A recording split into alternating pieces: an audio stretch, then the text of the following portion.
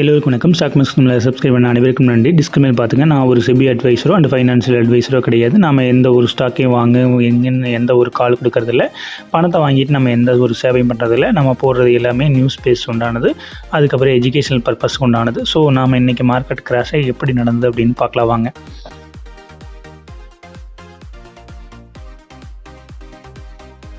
இன்றைக்கி Indian stock market பார்த்திங்கன்னா crash. இதில் பார்த்திங்கன்னா நிஃப்டி 2%, சென்செக்ஸ் 2% பக்கமாக வந்து காலியாக இருக்குது. ஸோ நிஃப்டி பார்த்திங்கன்னா 488 பாயிண்ட்டும், சென்செக்ஸ் பார்த்திங்கன்னா கிட்டத்தட்ட 1000 பாயிண்ட்டுக்கு 1500 பாயிண்ட்டுக்கு பக்கமாக வந்து கிராஷ் ஆகிருக்குது. இதுக்கு என்ன காரணம் அப்படின்னு பார்த்தீங்கன்னா, மிடில் ஈஸ்டில் நடக்கிற போர் தான் காரணங்க. கச்சா எண்ணெய் தான் காரணம்.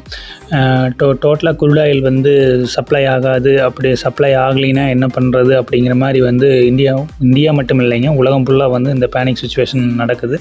இதுக்கு என்ன காரணங்கன்னா, ஈரான் வந்து பார்த்திங்கன்னா அந்த ஹார்முஸ் ஜலசந்தி அப்படிங்கிற அந்த இடத்த வந்து க்ளோஸ் பண்ணி வச்சுக்கிறாங்க. ஸோ இது வழியாக எந்த கப்பலும் போகக்கூடாது, எங்ககிட்ட அனுமதி வாங்கிட்டு தான் போகணும் அப்படிங்கிற மாதிரி அவங்க சொல்லிட்டு இருக்கிறாங்க. ஸோ அமெரிக்கா வந்து ஃபஸ்ட்டு என்னங்க, அந்த ஹார்முஸ் வழியாக வந்து போகிற கப்பல்களுக்கு நாங்கள் பாதுகாப்பு கொடுப்போன்னு சொன்னாங்க. ஒரு கிட்டத்தட்ட பார்த்திங்கன்னா ஒரு 4-5 நாளைக்கு முன்னாடி ட்ரம்ப் சொன்னார். அதுக்கப்புறம் அதை பற்றி எதுவும் சொல்லலை இது வரைக்கும். ஸோ அவங்க ஈரான் வந்து என்னங்கிறாங்கன்னா, ஹார்முஸ் வழியாக எந்த ஷிப்பு போனாலும் நாங்கள் அட்டாக் பண்ணுவோம், எங்கள்கிட்ட அனுமதி இல்லாமல் எந்த நாட்டு ஷிப்பு போனாலும் அதை அட்டாக் பண்ணுவோம் அப்படிங்கிற மாதிரி சொல்லிட்டு இருக்கிறாங்க. ஸோ அதனால் குரூட் ஆயில் ப்ரைஸ் பார்த்திங்கன்னா உலகம் ஃபுல்லாகவே வந்து அதிகமாகிட்டு இருக்குது. இது ஒரு பேனிக்கான சூழ்நிலை. இது பார்த்திங்கன்னா இது தொடர்ந்தது அப்படின்னா இன்னும் போர் வந்து கிட்டத்தட்ட இன்னும் 10 நாள் 15 நாள் அப்படிங்கிற மாதிரி வார் வந்து தொடர்ந்து அந்த ஹார்முஸ் ஜலசந்தி வந்து க்ளோஸ் பண்ணி வச்சுருந்தாங்கன்னா, அந்த ரூட்டை வந்து க்ளோஸ் பண்ணி வச்சுருந்தாங்க, கப்பல் போகிறதுக்கு எதுக்கும் இல்லாமல் பண்ணாங்கன்னா இது பெரிய ட்ரபிள் ஆகும் உலகம் ஃபுல்லாகவே. ஸோ அதுக்கப்புறம் பார்த்திங்கன்னா இன்ஃப்ளேஷன் அதிகமாகிடும். கச்சா எண்ணெய் வந்து அதிகமாக கிடைக்கல, உலகம் ஃபுல்லாக டிமாண்ட் ஆகுது அப்படின்னா, இந்தியா மட்டும் இல்லைங்க, உலகம் ஃபுல்லாக டிமாண்ட் ஆகும்போது என்ன ஆகும் அப்படின்னா, பெட்ரோல் டீசல் விலை ஏறும். பெட்ரோல் டீசல் விலை ஏறும்போது என்ன ஆகுது, எல்லா பொருளோட விலையும் அதிகமாகும். எல்லா பொருளோட விலையும் அதிகமாகும் போது ஆட்டோமேட்டிக்காக இன்ஃப்ளேஷன் அதிகமாகிடும்.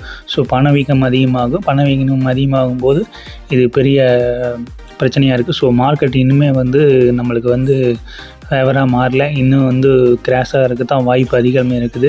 இந்த போர் ஸ்டாப் ஆகணும், அப்போ தான் வந்து நம்ம மார்க்கெட் வந்து கொஞ்சம் ரிட்டர்ன் ஆகிறதுக்கு வாய்ப்பு இருக்குங்க. அது வரைக்கும் பார்த்திங்கன்னா மேக்ஸிமம் வந்து இறங்குறதுக்கான அறிகுறிகள் தான் அதிகமாக தெரியுது. அடுத்தது பார்த்திங்கன்னா, இந்திய ரூபாயோட மதிப்பு வந்து சரிஞ்சிட்டே இருக்குது. அமெரிக்க டாலருக்கு எதிராக அமெரிக்க டாலர் வந்து ஸ்ட்ராங் ஆகிட்டே இருக்குது. ஸோ இது ஒரு காரணம். அதுக்கப்புறம் இன்றைக்கி பார்த்திங்கன்னா பேங்க் நிஃப்டி எல்லாம் இறங்குச்சு. ஸோ பேங்க் ஸ்டாக்ஸு, அதுக்கப்புறம் பார்த்திங்கன்னா நிதித்துறை சார்ந்த பங்குகள், அதாவது வந்து பார்த்திங்கன்னா ஃபைனான்சியல் டிபார்ட்மெண்ட்டில் இருக்கிற ஸ்டாக்ஸ் எல்லாம் பார்த்திங்கன்னா இன்றைக்கி வந்து டவுனு.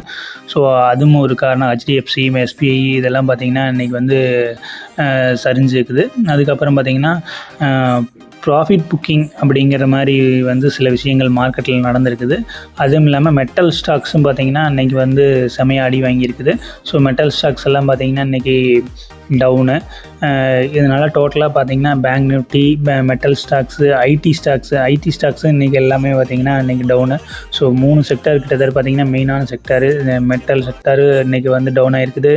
ஐடி செக்டரும் டவுன் ஆகிருக்குது. பேங்க் பேங்க் செக்டரும் பார்த்திங்கன்னா டவுன் ஆகிருக்குது. ஸோ இது எல்லாம் சேர்ந்து அதுக்கப்புறம் பார்த்திங்கன்னா வேர்ல்டில் நடக்கிற இந்த என்ன சொல்கிறதுனா புவிசார் அரசியல் அப்படிங்கிறாங்க இல்லைங்க, வேர்ல்டில் நடக்கிற அரசியல்னால அங்கே போர் சூழல்னால டோட்டலாக நிஃப்டி வந்து இன்றைக்கி வந்து டவுனில் போயிருக்குது. ஸோ கிட்டத்தட்ட ஒரு கட்டத்தில் பார்த்திங்கன்னா 500 பாயிண்ட்டுக்கு மேலே போச்சு நிஃப்டி. ஸோ கடைசியாக க்ளோஸ் ஆகும்போது பார்த்திங்கன்னா 488 அப்படிங்கிற ரேஞ்சில் க்ளோஸ் ஆச்சு. இது மட்டும் காரணம் இல்லை, நம்ம மெயினான காரணம் பார்த்திங்கன்னா வார் வந்து என்றைக்கு வந்து முடியுதோ அதுக்கப்புறம் தான் வந்து நமக்கு மார்க்கெட் வந்து திரும்பறதுக்கு உண்டான காரணங்கள். அப்புறம் ப்ராஃபிட் நிறைய பார்த்திங்கன்னா ப்ராஃபிட்டில் இருந்தால் புக் பண்ணி வச்சுக்கலாம் அப்படின்னு சொல்லிட்டு பேனிக் செல்லிங் நடந்திருக்குது. ஸோ ப்ராஃபிட் புக் பண்ணி எடுத்துக்கலாம், ஏன்னு மார்க்கெட் இறங்குச்சுன்னா இருக்கிற ப்ராஃபிட் போயிடும் அப்படின்னு நிறையா பார்த்திங்கன்னா ப்ராஃபிட் புக்கிங் நடந்திருக்குது. ஸோ இது எல்லாம் சேர்ந்து நம்ம மார்க்கெட் பார்த்திங்கன்னா இன்றைக்கி டவுனு. இது மீண்டு வர்றதுக்கு ஈரான், இஸ்ரேல், அமெரிக்கா 3 நாடுகள் வந்து போர் நிறுத்தமோ அல்லது பேச்சுவார்த்தையோ வந்து நடந்தோன்னா, அப்புறம் ஹார்முஸ் ஜலசந்தி வழியாக வந்து ஷிப் வந்து டிரான்ஸ்போர்ட் நடக்கணும். இது எல்லாம் நடந்தால் மட்டும்தான் வந்து அதுக்கு அடுத்த கட்டமாக மார்க்கெட் வந்து மேக்ஸிமம் மேலே வரக்கான அறிகுறி இருக்குங்க. இல்லைன்னா மேக்ஸிமம் டவுன்லேயே தான் இப்போ மார்க்கெட் இருக்கும். சரி, இது எத்தனை நாளைக்குன்னு தெரியல, பார்ப்போம், வெயிட் பண்ணுவோம். இன்றைக்கி பார்த்தீங்கன்னா மெட்டல் வந்து 4.2% டவுனு, நிஃப்டி பேங்க் வந்து 2.5% டவுனு, நிஃப்டி ஐடி பார்த்திங்கன்னா 1.8% டவுனு, நிஃப்டி ரியாலிட்டி பார்த்திங்கன்னா 3.5% டவுனு. ஸோ வந்து இப்போ நீங்கள் பேனிக் செல் பண்ணாதீங்க. மேக்ஸிமம் அக்குமுலேட் பண்ணுறது, ஆவரேஜ் பண்ணுறது அப்படின்னா கொஞ்சம் கொஞ்சமாக ஸ்டாக்ஸ் வாங்க. உங்கள்கிட்ட இருக்கிற மொத்த பணத்தையும் போட வேண்டாங்க. இப்போ நம்ம ஏற்கனவே ஒரு வீடியோ சொன்ன மாதிரி தான், கிட்டத்தட்ட பார்த்திங்கன்னா ஒரு 10% 15% உங்கள்கிட்ட ஒரு அமௌண்ட் இருக்குது அப்படின்னா அதில் 10% to 15% மட்டும் இப்போ நீங்கள் வந்து அக்குமுலேட் பண்ணுங்கள்.